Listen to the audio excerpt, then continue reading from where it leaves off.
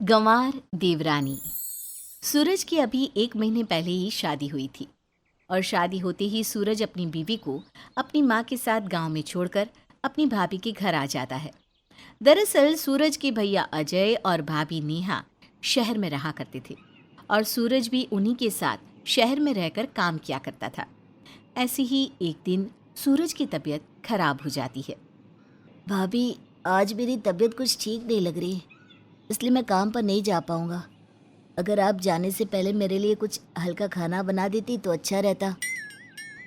ठीक है देवर जी, मैं आपके लिए खिचड़ी बना देती हूँ। जब आपको लगे कि आपकी तबीयत ठीक है तब खिचड़ी खा लेना। नेहा अपने देवर के लिए खिचड़ी बनाकर चली जाती है।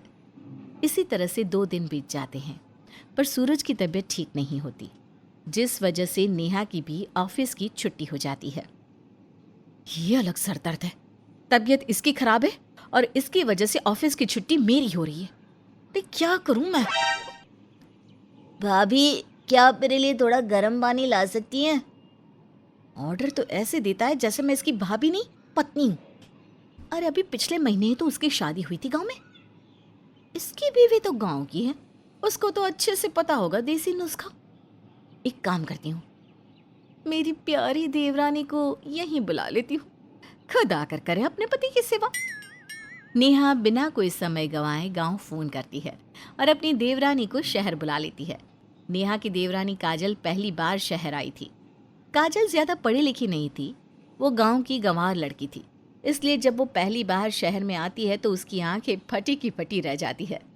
अरे दादा, कितना बड़ा घर है। दीदी, एक बार तुम हमारी ये पोटली तो पकड़ो, जब तक हम पूरा घर निहार लेते हैं। कितना सुंदर घर है। ऐसा घर तो हम सिर्फ टीवी में देखे थे। अच्छा ठीक है, घर देख लिया ना, अब आकर एक बार अपने पति को भी देख लो। मैंने सूरज के लिए तुम्हें यहाँ बुलाया है, कुछ दिनों से उसकी तबीयत बहुत खराब है। बस हम अभी जा रहे हैं दीदी। दीदी, जब हमारी और सूरज की शादी हुई थी ना, तब आप हमको कहीं नजर नहीं आई थी। अब मैं ऑफिस के किसी काम से बाहर गई हुई थी। अब जाओ, जाकर अपने पति को देख लो। नेहा के कहने पर काजल अपना सारा सामान बाहर छोड़कर अपने पति के पास जाती है, पर कमरे में सूरज नहीं होता, जिसके बाद वो आवाज लगाकर पूरे घर में सूरज को ढूंढने लगती है। अजय कहाँ चले गए? हम आपको कब से ढूंढ रहे हैं। ना आप हमको पलंग के नीचे मिले और ना ही सोफे के नीचे। अरे कहाँ छुप कर बैठे हैं अपनी बीवी से? काजल, ये कैसी गवारों वाली हरकतें कर रही हो? सूरज की तबीयत खराब है, भला वो सोफे या पलंग के नीचे क्यों छुपेगा? वो वॉशरूम में गया होगा, एक बार वहां पर चेक करो। ये बाथरूम का होते हैं और ये है कहाँ? अब नेहा काजल को अपने साथ वॉशरूम में लेकर जाती है, पर काजल तो वॉशरूम को देखकर प्रणाम करने लगती है।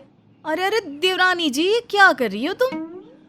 भगवान जी का आशीर्वाद ले रहे हैं जेठानी जी, पर हमको ये समझ में नहीं आ रहा कि कौन से देवता है। का आप हमें बता सकती हैं ये कौन से देवता है? ऐसा तो नहीं ना कि ये हमारे कुल देवता हो? गवार औरत, ये मंदिर नहीं वॉशरूम है, वॉशरूम। और वॉशरूम में भगवान नहीं होते, समझी?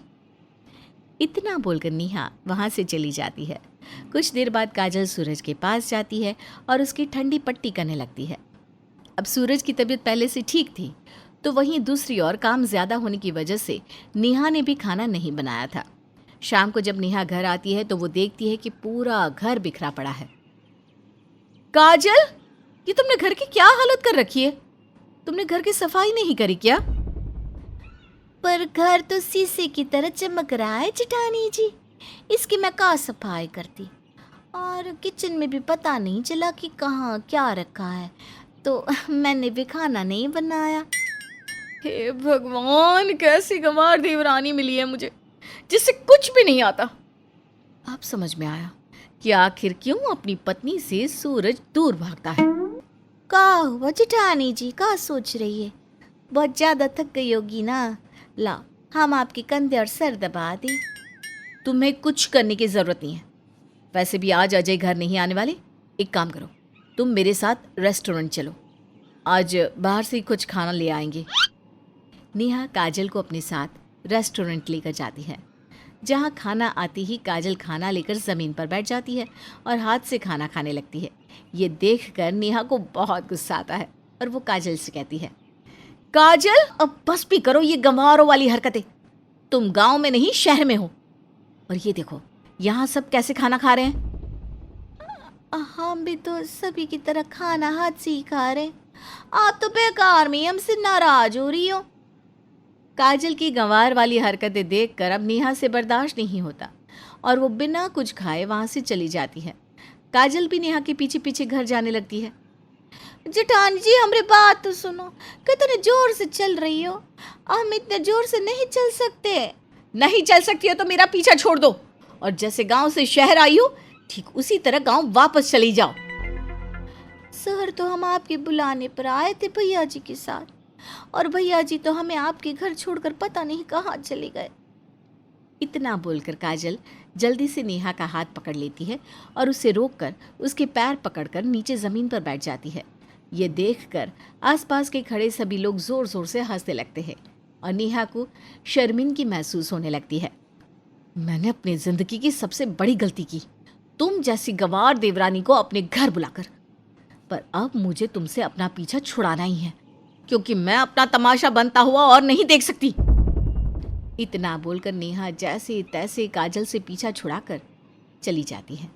पर काजल को घर का एड्रेस पता नहीं था, जिस वजह से वो घर नहीं पहुंच पाती। अगली सुबह जब नेहा की आंख खुलती है और वो देखती है कि अब तक काजल घर नहीं आई, तो उसे काजल की फिक्र होने लगती है। हे भगवान, ये मैंने गुस्से में क्या किया। अपनी गंवार देवरानी को रात को बाहर ही छोड़ दिया। पता नहीं कहाँ होगी, मुझे जल्दी से उसे ढूंढना चाहिए। इतना बोलकर नेहा ये खबर सूरज को देती है और सूरज के साथ काजल को ढूंढने के लिए जैसे ही घर से बाहर निकलती है तो देखती है कि काजल तो घर के बाहर ही नीचे ज़मीन पर सो रही है। ये देखकर नेहा को काजल पर तरस आता है और वो सूरज से कहती है, सूरज, मुझे समझ में आ चुका है कि शादी होते ही तुम अपनी बीवी को छोड़कर शहर क्यों आ गए। पर देखो, काजल चाहे जैसी भी है, अब वो तुम्हारी पत्नी है, तो तुम्हें उसे स्वीकारना ही होगा। हाँ, काजल थोड़ी गंवार है, पर बहुत मासूम और भोली है। उसका दिल बहुत साफ है। तुम इसे वापस गांव ले जाओ और उसे तौर तरीके सिखाओ। आप शायद सही कह रही हैं भाभी। जब तक मेरी काजल शहर के तौर तरीके नहीं सीख जाती, तब तक वो शहर में नहीं रह पाएगी। मैं कल ही काजल को गांव ले जाऊंगा। इस तरह से सूरज काजल को उठाकर घर में ले जाता है और अगले ही दिन उसे गांव ले जाता है, जहां वो काजल को शहरी तौर तरीके सिखाता है। और अगली बार जब काजल अपनी जेठानी से मिलने शहर जाती है तो वो गंवारों जैसी कोई हरकत नहीं करती।